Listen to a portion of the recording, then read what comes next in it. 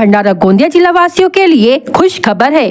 अब आपका मनपसंद channel BS crime India news अब आपके केबल नेटवर्क पर, जी हां, अपने केबल नेटवर्क के एशियन चैनल नंबर 50 पर उपलब्ध है। BS क्राइम इंडिया न्यूज पर खेल, राजनीतिक, क्राइम, साहित्य व अन्य खबरें प्रकाशित की जाती है। हमारे साथ जुड़ने के लिए तथा हमारे चैनल में खबरें, विज्ञापन आदि के लिए संपर्क करें 8669। पैसे आणि जमीन मला अगर 15 दिवसाच्या आत मिळाली नाही तर वेळेवर म्हणून मीना हा आत्मदहनचा प्रयत्न जो आहे तो मागे घेतलेला आहे।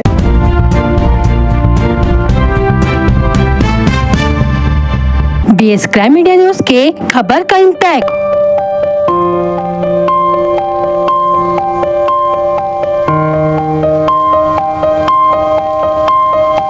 चिखला माइन के पीड़ित किसान हेमराज पिटलाय 10 जून को करने वाले थे आत्मदाह।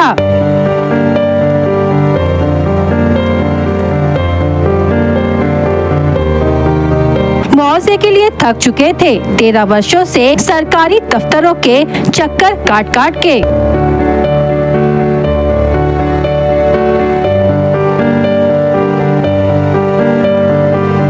जून को आत्मदाह की लगी थी खबर।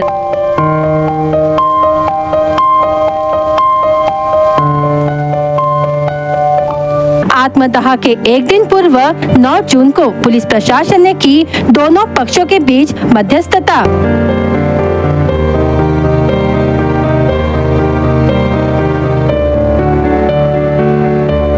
चिखला माइन निवासी किसान हेमराज पिटलाय, इनकी जमीन जिसका भूमापन क्रमांक 56/1 तथा 56/2 के अंदर से वर्ष 2011-12 को 52 जल परियोजना राजापुर के नहर का अधिग्रहण हुआ, जिसकी शासन प्रशासन की गलती के कारण वर्ष अधिग्रहित भूमि का बिना मोजमाप किए बगैर खोदकाम किया गया। जहां खोदकाम हुआ उस भूमि में पीड़ित किसान हेमराज पिटलाय की 19 आर भूमि नहर में हस्तांतरित हुई तथा पीड़ित किसान के निकटतम भूमापन गट वाले किसान की 11 आर भूमि नहर में हस्तांतरित हुई, लेकिन शासन प्रशासन के गलत नियोजन एवं निष्क्रियता के कारण दोनों अधिग्रहित भूमि का निकटतम किसान मानिक कचरू शेमरे के नाम से 30 आर हस्तांतरित भूमि का धनादेश निकाला गया। इस मामले को लेकर पिछले कई वर्षों से पीड़ित किसान द्वारा संबंधित विभाग के सैकड़ों चक्कर लगाए गए, लेकिन शासन द्वारा सरकारी नहर में हस्तांतरित हुई भूमि का इतने वर्षों में कुछ भी मुआवजा नहीं मिलने के कारण हताश होकर 10 जून 2025 को नहर में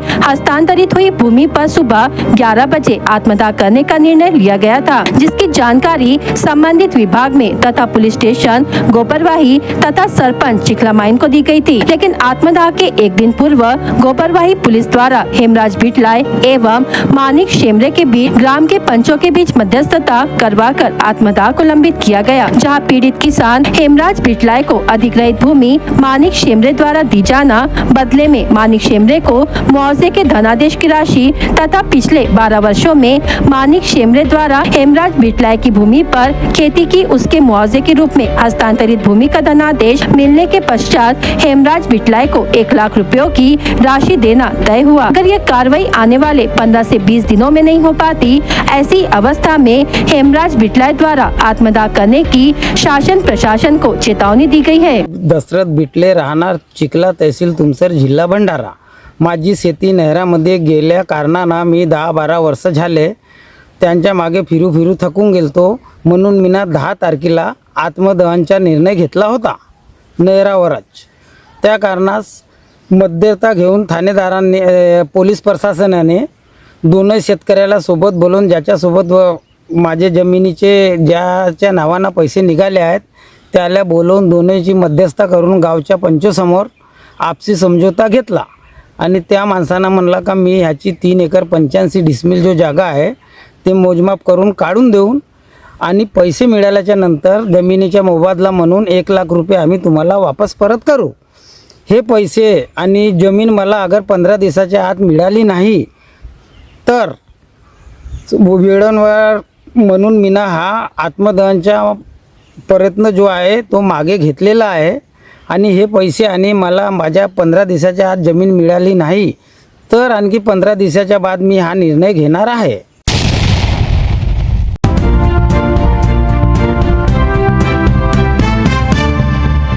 विधायक विनोद अग्रवाल ने भले ही बड़ी मात्रा में निधि आकर्षित कर गोंदिया विधानसभा क्षेत्र के विकास का बीड़ा उठाया है, लेकिन लोक निर्माण विभाग के इंजीनियर और ठेकेदार गोंदिया विधानसभा क्षेत्र की धज्जियां उड़ा रहे हैं। इसका जीता जागता उदाहरण गोंदिया और आमगांव विधानसभा क्षेत्र को जोड़ने वाली इर्री और करंजी गांव के बीच की सड़क में देखने को मिला है। आइए एक विशेष रिपोर्ट के जरिए देखते हैं असल मामला क्या है। इर्री और करंजी गांव गोंदिया और आमगांव विधानसभा क्षेत्रों को जोड़ने वाले गांव है, इसलिए दोनों विधानसभा क्षेत्रों के विधायकों ने कभी इस गांव की ओर अपेक्षित ध्यान नहीं दिया। हालांकि जब विनोद अग्रवाल लगातार दूसरी बार गोंदिया विधानसभा क्षेत्र से निर्वाचित हुए तो लोगों की उम्मीदें बढ़ गई और दोनों ग्राम के लोगों ने रास्ते की मांग की। फिर 3 किलोमीटर सड़क निर्माण के लिए 1 करोड़ रुपए स्वीकृत हुए और ठेकेदार को कार्य आदेश मिला और ठेकेदार ने एक रात में 3 किलोमीटर का डांबर सड़क बना दिया। इस वजह से ग्रामीणों के मन में भी सवाल उठा। फिर ग्रामीण सुबह सुबह डांबर सड़क देखने पहुंच गए। सुबह सड़क से किसी वाहन के गुजरने से सड़क कई जगह से उखड़ी हुई थी। ग्रामीणों ने जब सड़क का निरीक्षण कर जांच की तो पता चला कि ठेकेदार ने रात के अंधेरे में रास्ते में गिट्टी का थर न डालते सड़क पर डांबर मिश्रित चूरी की परत बिछाकर रास्ता बना दिया था। यह जानकारी सामाजिक कार्यकर्ता राजीव ठकरेले और ग्रामीणों को मिलते ही इसकी शिकायत सार्वजनिक निर्माण विभाग के उपविभागीय अधिकारी लांजेवार को की। हालांकि अधिकारी ने शिकायतकर्ताओं को बताया कि 1 करोड़ रुपए की लागत से बनी यह सड़क बेहद खूबसूरत है, इसलिए ठकरेले ने मीडिया को बुलाकर सड़क की वास्तविक स्थिति से उनका ध्यान खींचा। रस्ता हा अतिशय निकृष्ट दर्जाचा रस्ता आहे।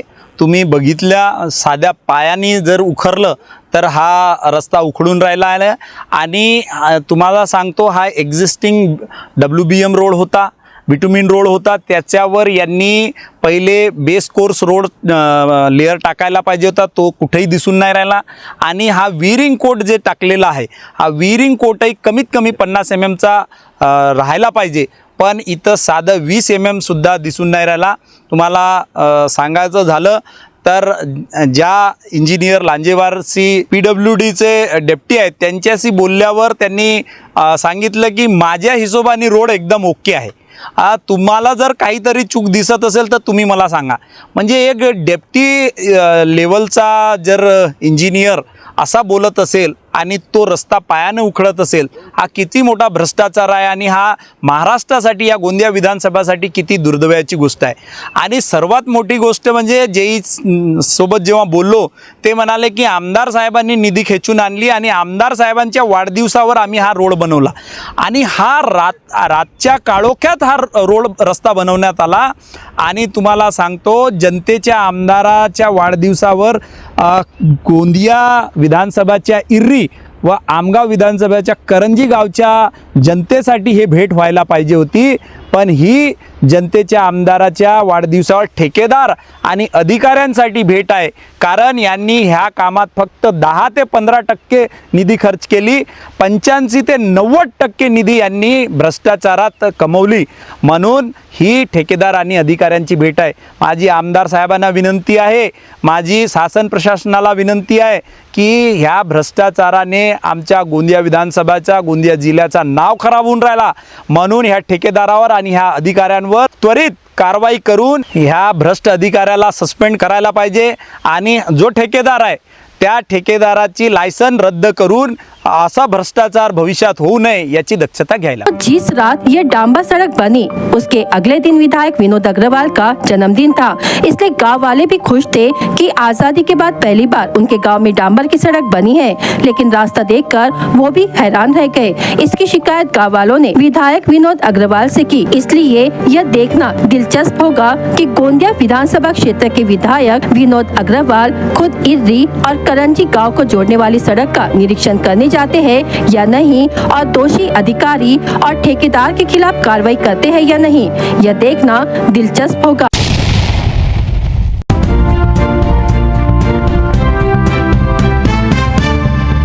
पूरे महाराष्ट्र में राष्ट्रवादी कांग्रेस पार्टी का 26वां स्थापना दिवस बड़े उत्साह से मनाया गया। सांसद प्रफुल्ल पटेल के गोंदिया स्थित कार्यालय में भी यह दिवस जोरदार तरीके से मनाया गया। इस अवसर पर पार्टी नेता राजेंद्र जैन और जिलाध्यक्ष प्रेम राहंगडाले ने पार्टी का ध्वज फहराकर स्थापना दिवस का कार्यक्रम शुरू किया। राजेंद्र जैन ने कार्यकर्ताओं को संबोधित करते हुए कहा कि आने वाले दिनों में जिले के मध्यवर्ती बैंक, स्थानीय स्वराज्य संस्था, नगर परिषद और नगर पंचायत के चुनाव होने वाले हैं। इसलिए सभी कार्यकर्ता पार्टी को मजबूत करने के लिए जुट जाए और अधिक से अधिक उम्मीदवार जीते, इसके लिए मेहनत करें। राष्ट्रवादी काँग्रेस पक्षाचा वर्धापन दिवस पूर्ण राज्यात जोशमध्ये साजरा करण्यात येत आहे आणि आज गोंदिया जिल्हा राष्ट्रवादी काँग्रेस पक्षाच्या माध्यमातून आम्ही हे वर्धापन दिवस साजरा केलेला आहे आणि या वर्धापन दिवस या निमित्त राष्ट्रवादी काँग्रेस पक्ष आणि आमची महायुतीची जे सरकार आहे यामध्ये आमचा एकच मुद्दा आहे, विकासाचा मुद्दा।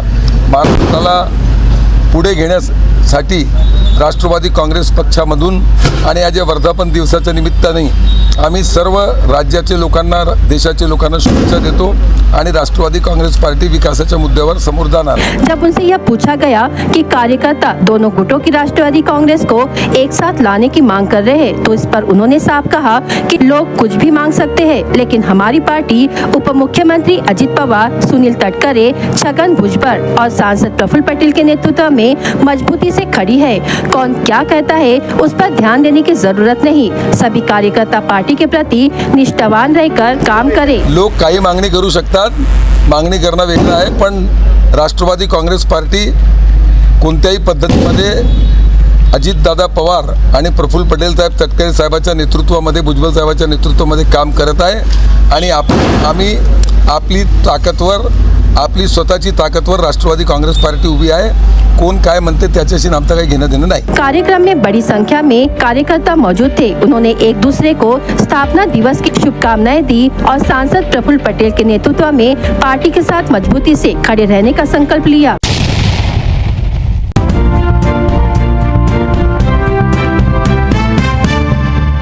भंडारा जिले में फर्जी दिव्यांग प्रमाण पत्रों के आधार पर नौकरी, तबादले और पदोन्नति हासिल करने के कई मामले सामने आए हैं। यह खुलासा BS क्राइम इंडिया न्यूज ने अपनी विशेष रिपोर्ट में किया था। रिपोर्ट प्रसारित होने के बाद प्रशासन में खलबली मच गई थी। अब इस प्रकरण को गंभीरता से लेते हुए पालक मंत्री संजय सावकारे ने जिलाधिकारी को 1 महीने के भीतर संपूर्ण जाँच कर रिपोर्ट प्रस्तुत करने के निर्देश दिए हैं। उन्होंने स्पष्ट किया कि दिव्यांग कोटे में अगर कोई बोगस प्रमाण पत्र के आधार पर लाभ ले रहा है तो उसकी कोई रियायत नहीं की जाएगी और सख्त कार्रवाई की जाएगी। वैयक्तिक नाही आहे, शासनाची दिशाभूल करत आहेत, फसवणूक करत आहेत। शासकीय कर्मचारी खोटे प्रमाणपत्र सादर करून पुराव्यासहित मी याचा सतत पाठपुरावा एक मिनिट 28 फेब्रुवारीला DPDCच्या पत्रकार परिषदेनंतर मी तुम्हाला तक्रार दिलं होतं, मी चौकशी करायलाही सांगितलं होतं। त्या संदर्भात निवासी उपजिल्हाधिकारी यांनी अजूनपर्यंत कुठलीही कारवाई केली नाही। CS दुर्लक्ष करत आहेत, संबंधित विभाग प्रमुख करत आहेत,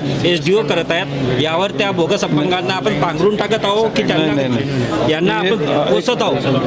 कलेक्टर साहेब, हे मागच्या वेळेस मी सांगितलं होतं की आता तपास करून मला सांगा म्हणून। चक्क 20 वर्षापासून कार्यरत आहेत सर, माझ्याकडे पुरावे आहेत। चालू सर, प्रक्रिया चालू केलेली आहे। मी आता परवा पुन्हा सगळ्यांना निर्देश दिलेले आहेत। सर, ज्यांचे ऑफलाईन सर्टिफिकेट्स आहेत त्याच्याबद्दल शंकास्पद जास्त आहे तर ते CS कडनं व्हेरीफाय करून घेऊन ते ऑनलाईन करू, जे पात्र असतील ते, आणि इतर जे नसतील त्यांच्यावर कारवाई करतो। सर, 2 वर्ष दिवसात होईल आता त्यांना काहीतरी लिमिट द्या, साधारणतः महिनाभरामध्ये करून मला रिपोर्ट द्यायचा। सर्वच विभागामध्ये जिल्हा परिषदमध्ये ग्रामसेवक आहेत, महिन्याभरात रिपोर्ट मागवला, महिन्याभरात जिल्हा रिपोर्ट प्रशासनाने 1 मिनिट सर, मागवला। एक काम करू आपण, इतर विभागांचं माझ्याकडे द्या। सर 11 प्रकारची करस्पॉन्डन्स झाली आहेत। मी RDCनी 11 प्रकारचे, हे बघा 17 लोकांची यादी आहे, सगळे पुरावे आहेत। 11 संदर्भ लागले सर, 2 वर्षामध्ये मी पाठपुरावा करत आहोत। प्रधान सचिव, मुख्य सचिवांनी महिन्याभरात मी सगळं आणि मी रिपोर्ट मागवतो। शासनाचे सहकार्य करत आहोत। या विषयामध्ये अपंग लोकांचा प्रवर्ग मागायला जात आहे। सर गंभीर विषय आहे सर। मला DPDC मध्ये काही अपंग नाही आहे। गणनासामी काही झालं म्हणतात, मोबाईल घेतलं प्रशासनाच्या सोबतीला मी साथ देत आहे, मदत करत आहे, 2 वर्षापासून तळमळ करत आहे, पाठपुरावा घेत आहे, त्यावर गंभीरताच नाही। मला महिन्याभरात तिथं सांगा काय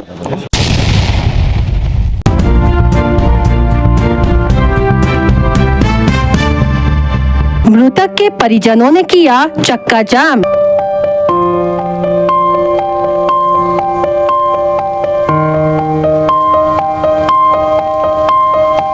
सनफ्लैग कंपनी और ट्रांसपोर्टर ने मिलकर दिए 4 लाख रुपए।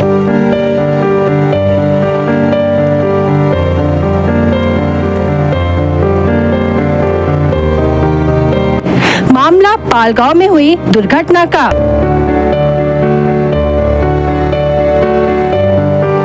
पालगांव में हुई ट्रेलर दुर्घटना में रविवार को 28 वर्षीय सुशांत नंदलाल गणवीर की मौत हो गई। इस घटना की जानकारी मिलने पर विधायक भोंडेकर ने पालगांव पहुंचकर मृतक के परिवार को मुआवजा मिलने तक चक्का जाम आंदोलन करने और अंतिम संस्कार नहीं करने की भूमिका अपनाई। शुरुआत में अडियल रुख अपनाने वाले ट्रांसपोर्टर तथा सनफ्लैग कंपनी के अधिकारियों को मुआवजा देने के लिए राजी होना पड़ा। भोंडेकर की चर्चा के बाद मृतक के परिवार को 4 लाख रुपए का मुआवजा दिया गया। मृतक युवक सुशांत घर का कमाने वाला एकलौता युवक था, वही परिवार का सहारा था। भोंडेकर ने आंदोलन कर मृतक को तत्काल 5 लाख रुपए की सहायता राशि देने की मांग को लेकर चक्का जाम आंदोलन शुरू किया। वाटी स्थित सनफ्लैग कंपनी का कच्चा माल लेकर ट्रेलर क्रमांक MH40 CM 2785 रविवार शाम को भंडारा से पौनी जा रहा था। भंडारा पौनी मार्ग पर पालगांव में चालक का वाहन से नियंत्रण छूट गया, जिससे ट्रेलर ने सड़क के किनारे से होते हुए सुशांत को कुचल दिया। उसकी इलाज के दौरान मौत हो गई। साथ ही आकाश बोंद्रे के रोटावेटर और मिट्टी बनाने वाली मशीन पूरी तरह क्षतिग्रस्त हो गई, जिससे बोंद्रे का करीब 1.5 लाख रुपए का नुकसान हुआ। इसके खिलाफ सोमवार को शिव सैनिकों और ग्रामीणों की भीड़ जमा हो गई। 12 घंटे से अधिक समय बीत जाने के बाद भी सनफ्लैग कंपनी के अधिकारी मृतक के परिवार से मिलने नहीं पहुंचे थे। इस असंवेदनशीलता के लिए भोंडेकर ने नाराजगी व्यक्त की। कंपनी द्वारा मृतक के परिवार मुआवजे की घोषणा नहीं की गई। इसके खिलाफ विधायक नरेंद्र भोंडेकर ने सड़क जाम कर दी। मृतक के परिजनों को 5 लाख रुपए की सहायता राशि देने तक अंतिम संस्कार नहीं करने की भूमिका अपनाई गई। ट्रांसपोर्टर पंकज जैन ने इस आंदोलन को नजरअंदाज कर जो करना है करे, मुआवजा किसी भी हाल में नहीं मिलेगा, यह भूमिका अपनाई, जिसके कारण कुछ समय के लिए तनाव की स्थिति निर्मित हो गई थी। इसी बीच सनफ्लैग कंपनी के अधिकारियों और ट्रांसपोर्ट कंपनी के पंकज जैन ने भोंडेकर से संपर्क कर 4 लाख रुपए मुआवजा देने पर सहमति जताई, जिसके बाद यह मुआवजा मृतक की मां को दिया, जिसके बाद सुशांत के शव का अंतिम संस्कार किया गया। साथ ही ग्रामीणों ने इस दुर्घटना में बोंद्रे को हुए नुकसान का मुआवजा देने की भी मांग की है।